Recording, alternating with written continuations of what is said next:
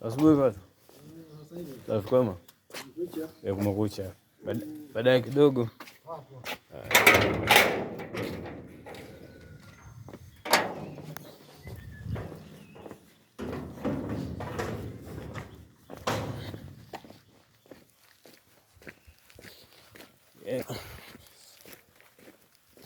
Assalamualaikum warahmatullahi wabarakatuh.